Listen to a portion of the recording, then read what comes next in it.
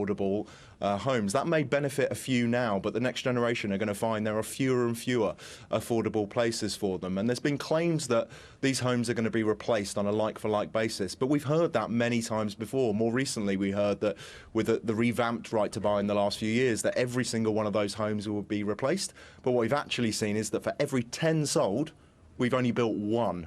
And so for the next generation, that's going to get harder and harder. And you know what? It does very little for those families stuck in private rented accommodation who are looking for that stable place of their own. They'll be looking at this policy and wondering, quite rightly, what's in it for them, because the answer is very little. And Adam, we did see that both with this coalition government and also with the previous Labour government. Not enough housing stock was being replaced. Yes, clearly, not enough houses are being built overall, but what this policy does is actually free up the cash to build new houses. So if you are suddenly owning the house that you actually live in, that doesn't mean that the number of houses falls, but what it does mean is that housing associations suddenly have a lot more cash to build more houses, and the people who don't want to stay in socially rented accommodation can move into into their what is essentially their own home. Now, this policy, unlike in the past, is funded in a different way, in that the council houses, which were vacated already, which are in expensive areas, those are being sold off. And that raises a lot of money, about more than £4 billion, in order to pay for this discount. Now that means that people who want to buy their own home can afford to do that at the discount, and it means that housing associations suddenly have a lot more cash to buy new houses. So this is actually a win-win for tenants and for housing associations, and for the problem of building new houses in the country. Roger, it's a win-win situation, freeing up cash to build more homes. Most of the cash in this policy is actually going on the discount. So, some tenants through this, will be very lucky. I mean, they could get up to £100,000 off a house, and who wouldn't want that? But that's an awful lot of money going to a very small number of people. And if you're a family who are privately renting, if you're stuck living with your parents, this policy offers nothing. And if you're waiting on a council waiting list, you know that you're already waiting a large number of years. You're going to be waiting even longer to get somewhere that's secure and affordable. So this really isn't the big solutions that we need. It's great that housing's getting this attention, but we need more of a focus and more of this cash. Instead of it being directed to discounts for a lucky few, let's direct it at actually building genuinely affordable housing for people, a whole new generation of social homes, rather than selling off the ones that we've got, and schemes like part rent and part buy schemes. There you go, Adam. It's just that cash is only really going to be used, as far as discounts is concerned, for the people that already own the property. So there won't be any money left for new building. No, not at all. And it's also not lucky for you in any way. It's 1.3 million people who have lived in their housing association house for more than 3 years, 1.3 million households, which is more than 2 million people who could benefit from this. And what that means is they suddenly, they get a house of their own to call their own home, and all the economic and social benefits that come from that. But it does mean that the housing associations can build houses, build new houses, as well as councils can build new houses with all this extra cash for people who actually do want it. But also, it's freeing up money for new brownfield developments, going into this new fund, which would allow the creation of new houses. So, building new houses generally, freeing up cash for more construction, and getting people the right and the opportunity to buy their own home helps reduce prices in the long term, gives people the security of a house, and actually means that not more houses are being built. Roger, can I just make the point to you from Dale Hammond, who has just tweeted us this afternoon. Hello to you, Dale. And he makes the point that an Englishman's home is his castle as far as he is concerned. And I suppose the point that he's making is that people want to own their own homes. They want to, in fact, the Prime Minister made the point as well, didn't he, in his manifesto speech earlier on today. People want to go into their own home. They want to know that what they are surrounded by, they own. I can absolutely see that many people want to benefit from that.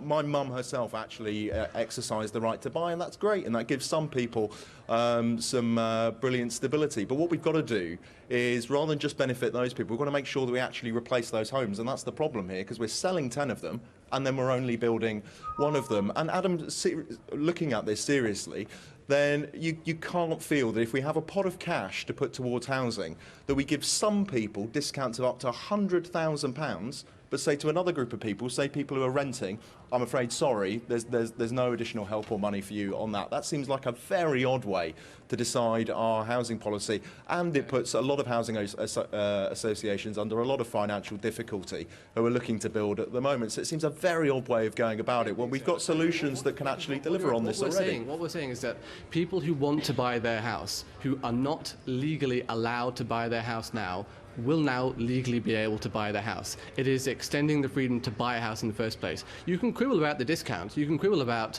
how much housing associations should receive in councils, etc. But the key aim of this policy is to extend that right to people, to 1.3 million people who've already lived in their house. Now, and now the cash which would be raised will build new houses. It's not saying this cash doesn't just disappear. The houses don't just appear. This is a whole extra cash which housing associations and councils will be able to use to build new houses. It's leading to more houses being built and people who want their own house to have the freedom to have their own house, to be able to buy their own house. Adam, the point that Roger is making there is that, yeah, we heard that in the 1980s and it just didn't happen. The money was soaked up elsewhere. Well, no, in that there's a difference. So in the 1980s, as a council house, but actually that was a hugely popular policy because lots of people who didn't have the right suddenly did buy the house. And what this proposal is different in that it's funded through a slightly different way. In that the key funding for the discount is coming from council houses, about 15,000 council houses a year, which are already vacated. So these are council houses in already expensive areas. Now that money is being used to fund this proposal essentially. And then what that means is that housing associations, unlike in the past, they build their business plans based on rental value. So if they're suddenly able to get this extra cash based upon the full market price, they get a lot more cash than they otherwise would have. And that means that not only do councils able to use the cash which they get from selling off houses to people who want them, so they get this extra cash to building houses, but housing associations in particular get more cash than they otherwise would have. And in addition to that, there are all the economic benefits and social benefits of boosting home ownership, of people being able to invest in the house as well. So that all feeds into Let Roger come back on that. I can see he's itching too. Go on, Roger. Well, when you look at how voters have responded to this, when you look at some of the polls, you find that older voters particularly are quite sceptical about this idea.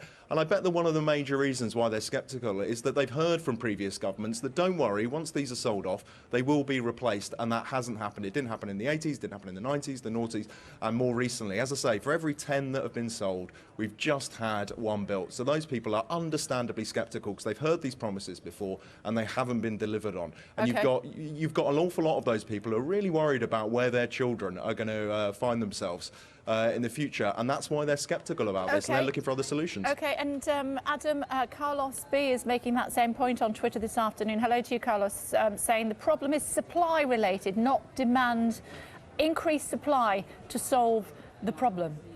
Yeah, definitely want to increase supply. But just because people are owning the houses which they already live in, that doesn't reduce supply. What it does mean is that you can increase supply because suddenly the money, the cash from these houses which are now being bought, there's a whole new cash stream which wasn't there, and you can use that to build new houses. So there's no, and of course, we need to build more houses. We're not building enough new houses. But this proposal does free up cash to build new houses. It is a supply-side policy as well. Thought from you there on that, Roger?